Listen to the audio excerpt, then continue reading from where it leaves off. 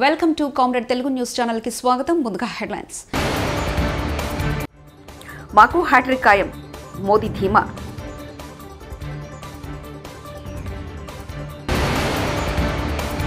వడ్లు కొనుగోలు సీఎం రేవంత్ సర్కార్ విఫలం, ఏలేటి మహేశ్వర్ రెడ్డి.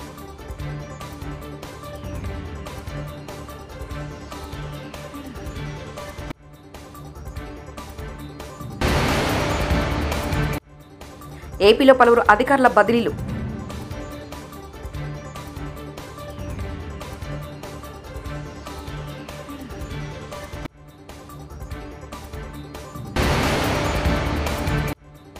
మహారాష్ట్రలోని కొల్హాపూర్ శ్రీ మహాలక్ష్మి ఆలయాన్ని సందర్శించిన చంద్రబాబు, భువనేశ్వర్.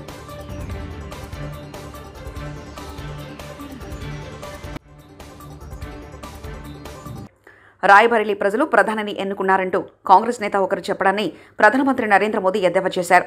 మోదీ ప్రభుత్వం హ్యాట్రిక్ సాధించి తీరుతుందని అన్నారు. ఇండియా కూటమి నేతలు ఒక్కొక్కరే జారుకుంటున్నారని అన్నారు. पूरी कांग्रेस परिवार की इज्जत बचाने में लगी हुई है, लेकिन फिर भी हर चुनाव में दो लड़कों की जोड़ी लॉन्च हो जाती है, क्योंकि कांग्रेस और सपा दोनों की कुंडली मिलती है, सारे गुण मिलते हैं. ये दोनों परिवारवाद को समर्पित है, दोनों भ्रष्टाचार के लिए राजनीति में है, दोनों अपने वोट बैंक को खुश करने के लिए कुछ भी कर सकते, दोनों अपराधियों और माफियाओं को बढ़ावा देते हैं, और सपा कांग्रेस दोनों आतंकवादियों की उतनी ही हमदर्द है. इसलिए जब सपा कांग्रेस सत्ता में आती है तो आतंकवादियों को खुली छूट मिल जाती है. और सपा का तो सिद्धांत ही रहा है, उत्तर प्रदेश का बच्चा बच्चा जानता है, उनका तो गवर्नेंस का मॉडल ही था, वन डिस्ट्रिक्ट वन माफिया. हर जिलों को ये लोग एक गुंडे माफिया को ठेके पर दे देते हैं.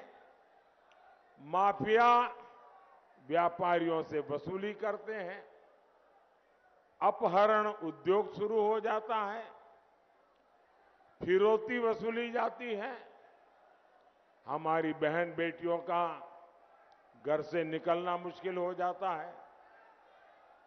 आप सबने वो दिन देखे हैं, लेकिन जब से हमारे योगी जी, हमारे केशव प्रसाद मौर्य, यहां जब से भाजपा की सरकार आई है, आजकल ये माफिया माफी मांगते घूम रहे हैं, लेकिन सपा का माफिया मोह अभी खत्म नहीं हुआ है. इनके मुखिया माफिया की कब्र पर फातिहा पढ़ते घूम रहे हैं. భారత్లో రానున్న బుల్లెట్ ట్రైన్ రూట్లు ఇవే. భారత్లో రానున్న బుల్లెట్ ట్రైన్ రూట్ల వివరాలు ఇండియా టేక్ అండ్ ఇన్ఫ్రా ప్రకటించింది. ఢిల్లీ టు అహ్మదాబాద్ 878 కిలోమీటర్లు, ఢిల్లీ టు అమృత్సర్ 459 కిలోమీటర్లు, ఢిల్లీ టు వారణాసి 800 కిలోమీటర్లు, వారణాసి టు హౌరా 760 కిలోమీటర్లు, ముంబై టు నాగ్పూర్ 765 కిలోమీటర్లు, ముంబై టు హైదరాబాద్ 671 కిలోమీటర్లు, చెన్నై, బెంగళూరు, మైసూర్ 435 కిలోమీటర్లు. కల్లాల్లో ఉన్న ధాన్యాన్ని వెంటనే కొనుగోలు చేయాలని బీజేపీ ఎమ్మెల్యేలు డిమాండ్ చేస్తున్నారు. శుక్రవారం బీజేఎల్పీ నేత ఏలేటి మహేశ్వర్ రెడ్డి మీడియాతో మాట్లాడుతూ రేవంత్ సర్కార్ బోగస్ ప్రభుత్వంగా మారిపోయిందని విమర్శలు గుప్పించారు. వడ్ల కొనుగోలులో సీఎం రేవంత్ రెడ్డి సర్కార్ విఫలమైందన్నారు. ఎన్నడూ పడిపోతుందో తెలియని ప్రభుత్వాన్ని రేవంత్ నడుపుతున్నారంటూ వ్యాఖ్యలు చేశారు. తాము కాంగ్రెస్తో కాదు, కాంగ్రెస్ ఎమ్మెల్యేలే బీజేపీలో టచ్లో ఉన్నారంటూ సివిల్ సప్లై శాఖ మంత్రిగా ఉత్తమ్ కుమార్ రెడ్డి విఫలమన్నారు. రైతాంగం మీద అరాచకాలు చేస్తున్న సంగతి కళ్ళారా చూస్తున్నాం. గత 45 రోజుల నుంచి రైతులు పండించిన పంటని కళ్ళాలో పోసుకొని కళ్ళలో ఒత్తులు పెట్టుకొని ఎదురు చూస్తూ ఉంటే ధాన్యం కొనుగోలు జరగక ఒకవైపు అకాల వర్షాలు పడుతూ ఇబ్బంది పడుతున్నటువంటి సంగతి చూస్తున్నాం. సమయానికి లారీలు లేవని, సమయానికి బస్తాలు లేవని, రకరకాలుగా రైతాంగాన్ని ఇబ్బంది పెడతా ఉంటే రాత్రి పవలు కుప్పల కాడ కావలు కాస్తూ రైతుల గోస వర్ణాతీతంగా ఉన్నది. మొన్ననే మనం చూసినాం, ధాన్యం దగ్గర కావలున్నటువంటి తాత మన్మన్ మీద పిడుగుబడి చనిపోయిన సంగతి, విషాదకరమైనటువంటి సంగతి మనం కళ్ళారా చూసినాం. దీనంతటికీ కారణం ఈ ప్రభుత్వం కాదని అడుగుతున్నా.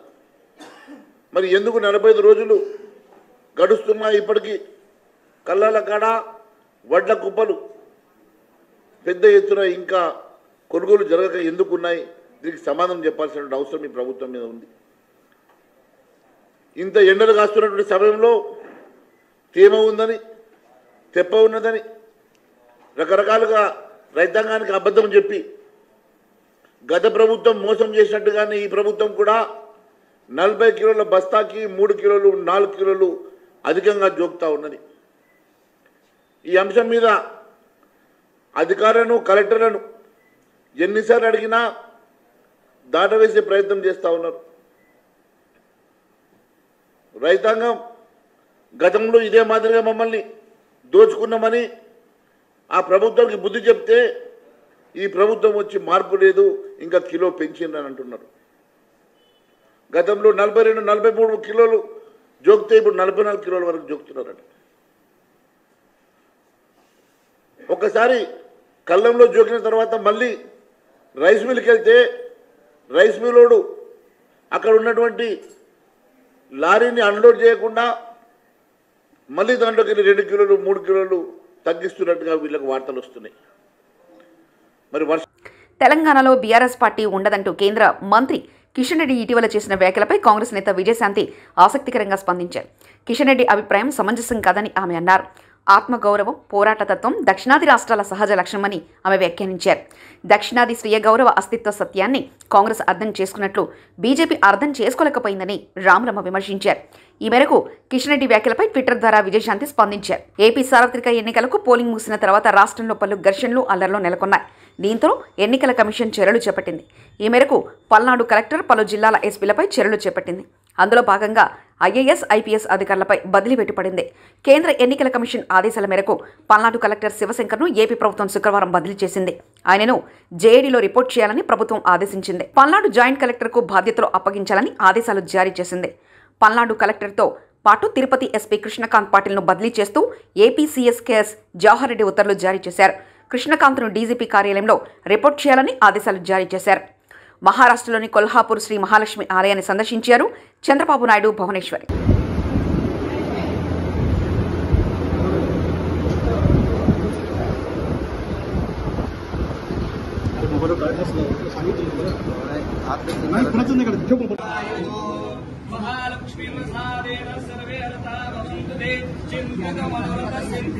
తిరుమలలో శుక్రవారం మధ్యాహ్నం ఎడతెరిపిలేని వర్షం కురిసింది. జోరువాన పడడంతో శ్రీవారి ఆలయ ప్రాంగణం తడిసి ముద్దయింది. స్వామివారి దర్శనానంతరం లడ్డూ విక్రయ కేంద్రాలు గదిలోకి వెళ్లేందుకు భక్తులు ఇబ్బంది పడ్డారు. తిరుమల తిరుపతి దేవస్థానం ఏర్పాటు చేసిన షెడ్ల వద్ద భక్తులు తలదాచుకున్నారు. దాదాపు 2 గంటల పాటు వర్షం కురవడంతో తిరుమల కొండల్లో మంచు, చల్లని వాతావరణం నెలకొంది.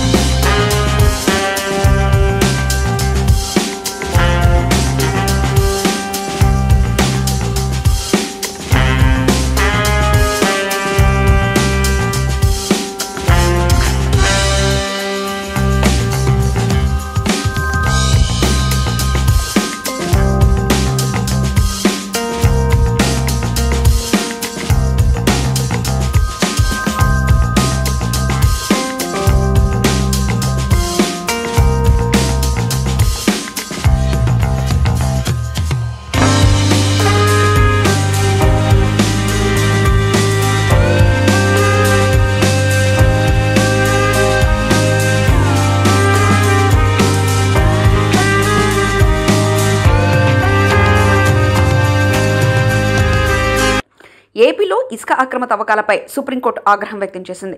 ప్రత్యేక కమిటీలు ఏర్పాటు చేసి కట్టడి చేయాలని ఆదేశించిందని మాజీ మంత్రి నక్కా ఆనందబాబు అన్నారు. శుక్రవారం మీడియాతో మాట్లాడుతూ ఎన్టీజీ ఆదేశించిన ఇసుక తవ్వకాలు ఆగడం లేదని విమర్శించారు. ఇసుకను దోచుకుని తాడేపల్లి ప్యాలెస్కు 40,000 కోట్లు తరలిస్తున్నారని ఆరోపించారు. జీఎండీ పెద్దిరెడ్డి కనుసగంలో ఇసుక దోపిడీ జరుగుతుందని విమర్శించారు. చేపట్టాలని ఆదేశించడం ఆహ్వానించదగ్గ పరిణామం. ఈ కమిటీలో అధికారులు కూడా రాష్ట్ర ప్రభుత్వం ఆధీనంలో కాకుండా, రాష్ట్ర ప్రభుత్వ అధికారులుగా కాకుండా సుప్రీంకోర్టు నియమించిన అధికారులా వ్యవహరించాలని చెప్పి ఆదేశాలు ఇవ్వటం అనేది ప్రభుత్వం సిగ్గుపడాల్సిన అంశం, సిగ్గుతో తలదించుకోవాల్సిన అంశం. ఈరోజు ప్రభుత్వం అంటే ఆపద్ధర్మ ప్రభుత్వం ఉంది. అధికారులుగా సిఎస్ కానీ ఇతర కలెక్టర్లు కానీ వీళ్ళందరూ కూడా సిగ్గుపడాలి ఈ అంశంలో. 2023 మార్చిలోనే ఎన్జిటి రాష్ట్రంలో ఇసుక అక్రమ తవ్వకాలు ఆపాలని చెప్పి ఆర్డర్స్ ఇచ్చింది. అదేవిధంగా ఎటువంటి అనుమతులు లేకుండా ఇక్కడ జరుగుతూ ఉన్నాయి అక్రమ తవ్వకాలు, వీటి మీద విచారణ జరపండి అంటే విచారణ జరిపి ఇచ్చినటువంటి ఆదేశాలు అమలు చేయకుండా ఈ రాష్ట్రంలో ఉన్నటువంటి కలెక్టర్లు కూడా 22 జిల్లాల కలెక్టర్లు ఒకే విధమైనటువంటి నివేదికలు ఇచ్చి కోర్టును కూడా మభ్యపెట్టారు. అక్రమ తవ్వకాలు ఏమీ జరగట్లేదని యూనిఫామ్గా ఒకే నివేదికలు సమర్పించారు. అవన్నీ కూడా కోర్టు పరిశీలన చేయడం జరిగింది. దాదాపు మార్చి 23లో వీళ్ళ పర్మిషన్లు అయిపోతే ఆ కోర్టు ఆర్డర్స్ ఇస్తే మొన్న మార్చి వరకు ఎటువంటి అనుమతులు, పర్యావరణ అనుమతులు కానీ ఇతరత్ర అనుమతులు కానీ ఎటువంటి అనుమతులు లేకుండా యథేచ్ఛగా అక్రమంగా ఇసుక తవ్వకాలు జరిపించారు. దీనికి ఏం సమాధానం చెప్తారు ఈ ప్రభుత్వం? మేము మొత్తుకుంటా ఉన్నాం. చంద్రబాబు నాయుడు గారు 2023లో 40,000 కోట్లు జగన్మోహన్ రెడ్డి కనుసన్నల్లో అక్రమ ఇసుక మైనింగ్ జరిగింది. ఈ రాష్ట్రంలో ఎవడెవడు కారకులో, ఏ డిపార్ట్మెంట్స్ ఏ విధంగా సహకరించినాయో, డిఎంజీ వెంకటరెడ్డి వీటన్నిటికీ పాత్రధారిగా సూత్రధారిగా ఉండి ఏ విధంగా 1,000 కోట్లు కొల్లగొట్టి వీళ్ళకి సంపాదించి పెడతా ఉన్నాడో, ఇందులో మైనింగ్ ఫారెస్ట్ మినిస్టర్గా ఉన్నటువంటి పెద్దిరెడ్డి రామచంద్రారెడ్డి ఏ విధంగా దోపిడీ చేస్తూ ఉన్నాడో మొత్తం కూడా మేము సాక్ష్యాధారాలతో సహా గతంలోనే నిరూపణ చేశాం. కార్పొరేటర్ శ్రవణ్ అక్రమ అరెస్టును ఈటెల రాజేందర్ తీవ్రంగా ఖండించారు. ఓ ప్రజా ప్రతినిధి అని కూడా చూడకుండా ఇలా అరెస్ట్ చేయడం సరైంది కాదని ఈటెల అన్నారు. ముఖ్యమంత్రి రేవంత్ రెడ్డి ఇలాంటి చర్యలు మానుకోవాలని, వెంటనే శ్రవణ్ను విడుదల చేయాలని డిమాండ్ చేశారు. దొంగలాగా పోలీసులు ఇంటి మీద పడి అరెస్ట్ చేయడం, ఎవరికి చెప్పకుండా ఉండడం, కుటుంబ సభ్యులు ఆందోళన చెందుతున్నప్పటికీ కూడా దాన్ని డిస్క్లోజ్ చేయకుండా దాచిపెట్టడం అనేటువంటిది నీచమైన చర్య. ఇవాళ ఇతర పార్టీల నాయకులను హరాస్మెంట్ చేసేటువంటి తీరు గతంలో చూసినాం. మళ్ళీ ఈ రేవంత్ రెడ్డి ప్రభుత్వం కూడా అదే ధోరణిలో అదే పద్ధతిలో పోతున్న కనబడతా ఉంది. నిన్న తీసుకుపోయిన పోలీసులు ఇప్పటిదాకా కోర్టుకు తీసుకుపోకుండా వాళ్ళ దగ్గరనే పెట్టుకొని ఇవాళ హింసిస్తున్న తీరు, బాధ పెడుతున్న తీరు తీవ్రంగా ఖండిస్తూ ఉన్నాం. ఇవాళ ఇట్లాంటి పరిణామాలు రాబోయే కాలంలో ఈ ప్రభుత్వానికి మంచిది కాదని చెప్పి హెచ్చరిక చేస్తున్నారు. ఎమ్మెల్యే ఇంటిని చుట్టుముట్టి దాడి చేసిన పోలీసులు. తాడిపత్రి ఎమ్మెల్యే పెద్దారెడ్డి ఇంటిని చుట్టుముట్టిన పోలీసులు సీసీటీవీని పగలగొట్టి పెద్దారెడ్డి వర్గీయులపై విచక్షణారహితంగా దాడి చేశారని ఆరోపిస్తున్న పెద్దారెడ్డి అనుచరులు. వీడియో ఫుటేజ్లతో ఈసీకి ఫిర్యాదు చేసిన వైసీపీ లీగల్ సెల్. ఆలస్యంగా వెలుగులోకి వచ్చిన సీసీ ఫుటేజ్.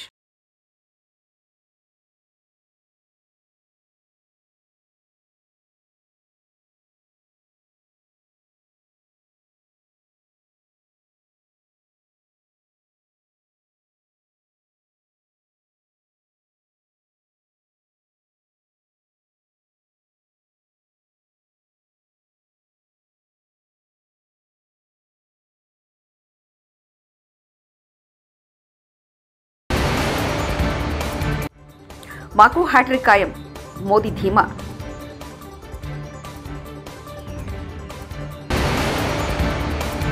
వడ్లు కొనుగోలు సీఎం రేవంత్ సర్కార్ విఫలం. ఏలేటి మహేశ్వర్ రెడ్డి.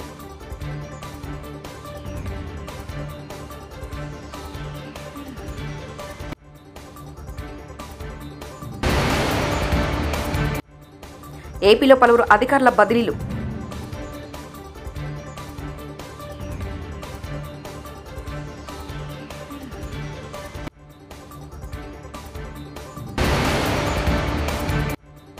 మహారాష్ట్రలోని కొల్హాపూర్ శ్రీ మహాలక్ష్మి ఆలయాన్ని సందర్శించిన చంద్రబాబు, భువనేశ్వర్.